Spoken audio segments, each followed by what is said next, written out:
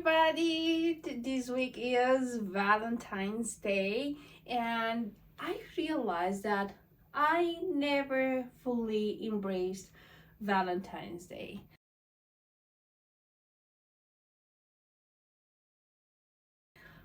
First of all, it was because I was raised in a home that celebrated only a funeral, and yeah, it's really hard to embrace them all in the same time and enjoy them all. But since I started deconstructing all the brainwash that I went through from birth till 19, but the thing is, when you are brainwashed, you don't know that all those mechanisms follow you for the rest of your life unless you become really aware of it and you start to take them out of your mind. So for me, dressing up, it's a form of both integration but also artistic expression, and I'm going to use the things that I already have in order to celebrate as much as I can this week in a way that I can do it like this. I am not going to go to a very fancy restaurant like they do in the movies, or create something very outrageous like they do on TikTok and Instagram. I'm just going to keep it real, and I'm just going to keep it real for myself, for my core. I've realized that for a very long time I was what I was supposed to be, what I was told I should be, aka the good kid that doesn't bother anyone and does the things that is supposed to do, such as go to the Kingdom Hall, respond to the questions that were already fed to us, like the answers were fed to us, and maybe you can change it by responding in your own words, but you have had the answers already given to you. I was the kid that would do plenty of things to make the adults around happy, and after that, when I left the cult, I became somebody 180 degrees opposite. I got my tattoos, got piercings, started drinking and smoking, even though with the smoking I started while being a Jehovah's Witness, because you learn to live a double life, because if you don't feel like them, you need to survive long enough until the point where you have your own means and stuff like that, until you get to be on your own. Whew. Gee, I'm so passionate about it. But also, the cult is really misogynistic. And I'm not going to go as far as humanity in general is misogynistic and patriarchy and stuff like that. I have dealt with plenty of misogynism in my work field, because as a photographer I needed to learn technology and stuff like that, for instance. And when I said, you know what, I need, and this is a very specific kind of example, so I said I need this type of cable. I don't recall it, but it was to tie an older screen, an older monitor to my computer, and it didn't have the HDMI cables, for instance. And I asked for an HDMI and the other extension. I don't recall it right now, but it was an older one. And my business partner came with another type of cable, and I was like, I can't do anything with this. It's useless. I asked for this, and he openly said, I thought you didn't know what you were talking about. And then it was countless examples. I worked in concerts, I worked in weddings, I worked in baptisms and stuff like that. There were plenty of men trying to show me they know better what it was to be done, but I didn't let that make me feel less than. I actually tried in showing that I know better than them. Either way, it's an interesting world if you stop for a second and not look at the bad side. Usually people are good. Usually people try to help. Usually men try to help. I didn't know how to accept that, first of all. And second of all, I was not ready to accept help because I was raised to be hyper independent, which sucks, by the way. And I didn't allow them to get into their helpful energy. Like, my life would have been so much easier if I wouldn't have been a hyper independent and person. And that is a trait of the ADHD, but it's also a trait of how I was raised by people, narcissistic people in a cult, surrounded by plenty of other not proper situations for kids. I am going to do this series in order to basically see who am I as a person. I know that, for instance, when I started to listen to rock, to metal, to stuff like that, it appealed to my soul because it has that emotion, right? Now I was questioning myself, like, did I get into rock because it was forbidden in the Jehovah's Witnesses and it was a form of rebellion? But then I still have that joy in listening to the guitar riffs and to the reverb and to the drum solos and stuff like that. So it was not only that, it was really appealing to my soul.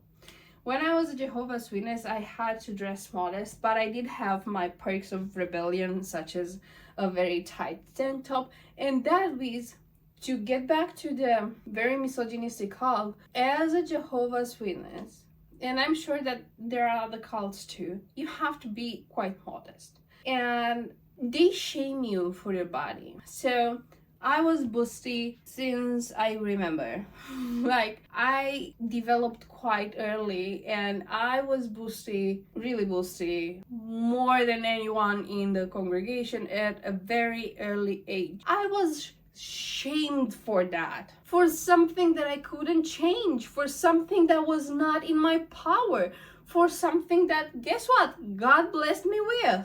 What the fuck on earth, right? So I did try to hide my body. I did try to hide, to like not be seen, because basically if you'd see me, you'd see me. I'm sorry, but it's not my problem that you cannot. But in a place that everything is repressed, it's so easy to have people stumble, men stumble. And it was always the fault of women, not the system. So I am embarking on a new journey of finding myself in a different way. I am unlearning plenty. Like, I didn't understand how big of an effect all that brainwash had. I mean, I've been deconstructing things.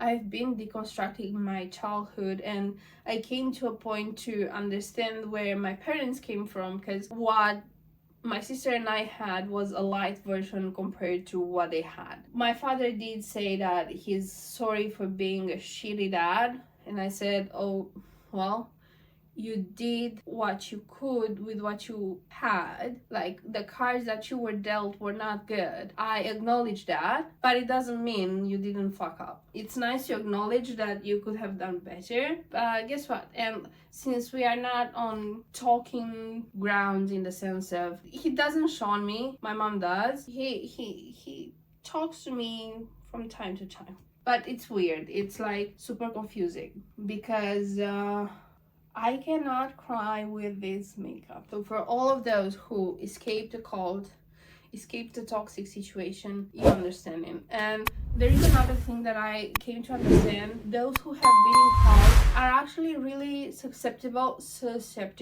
what's the word for it? I'll go with that, to get into other toxic situations and into other cultish behavior kind of situation, because you are blinded to the manipulation systems. Unless you really deeply wake up and say, okay, so we have the bite model and it's checking. I didn't do that. Like, I left and then I drowned myself in alcohol and smoke and like tobacco and food. Unless you fully deconstruct when you got out, you are really at the danger of getting into other cult-like behaviors. And I realized that it happened with a close friend of mine as well. And last year I actually had to take myself away out of that friendship, and it was a really close friendship. So yeah, I still need to learn a lot, I still need to deconstruct a lot, but I'm taking it by, for instance, celebrating Valentine's Day. So this is going to be underneath the dress because it's Valentine's, right? It's basically the day of people doing the thingies. And then I have this dress, which is getting looser and looser on me, but I still like it. It's very minimal, right? Has this little thing here, I don't know how it's called, and it goes till the ankle. It was coming higher up, but since it's larger, it hangs lower. And on top of it, I'm going to layer this beautiful heart. So let's start, but I'll be back with the dress on. We need to keep this thing PG-13. This one was a doozy to put on. It does have a zipper here, but I don't unzip it, so it's not that elastic here, so I almost ruined my face. So this is the dress. Simple, plain, really long. But this was basically a big no-no when I was a Jehovah's Witness. Why? Well, because it's too fitting. I've heard someone say that she was told by another old lady in the congregation that she could see, the old lady could see the other one's appendicitis scar here. And she was like, I don't have one. Exactly. And the point was, it was too tight, we can see too much. Like, they had this dress code that was really, really sad. It changed a lot in the meantime. Now women can wear pants, men can wear a beard, or they can be like office, but you know, the style with like not pantsuit and without the tie and stuff like that, like casual office, which is so weird now to me because I grew up in another world. But I'm happy that I got out back when the rules were stricter. Oh, look at this! Gray with pink works so well. So well. And yes, it took me, because I've had this dress since 2024. Yeah, something like this. And that's how long it took me to get a dress like this length and covering my neck too.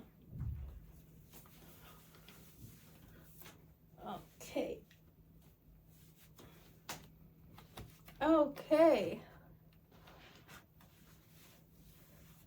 Alrighty, I'm digging it. Yeah, I'm liking it.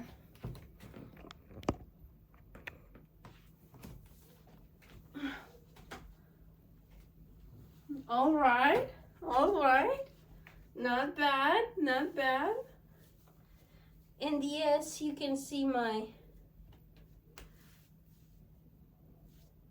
Alrighty, I'm loving it. Yes. This is something that I would actually wear outside. I'm gonna wear it outside. Oh, golly, I love it. How did I not think of layering before? Gee, this is so cute. I'm loving it.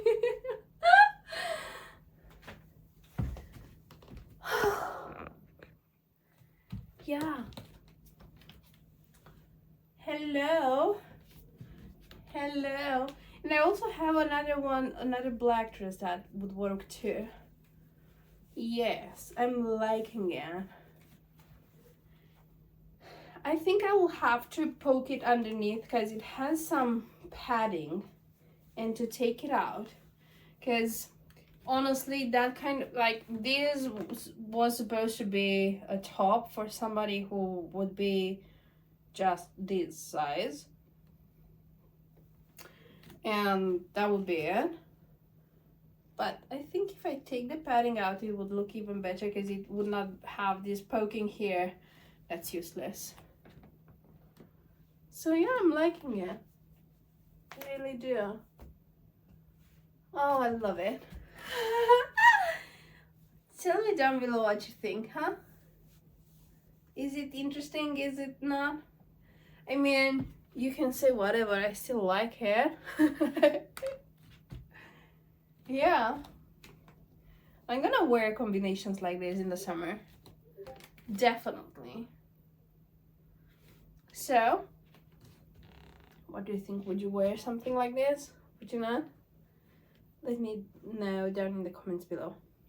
Yeah, I am taking back my style. I'm actually finding my style because I came to understand that I don't know. Like, I do like plenty of things, but mostly I ran away from whatever resembled Jehovah's Witnesses. I know, it's so odd. Like, one of the things that I've done to run away from them was to start selling my pink flower on the internet. And yet, I was still in their shackles.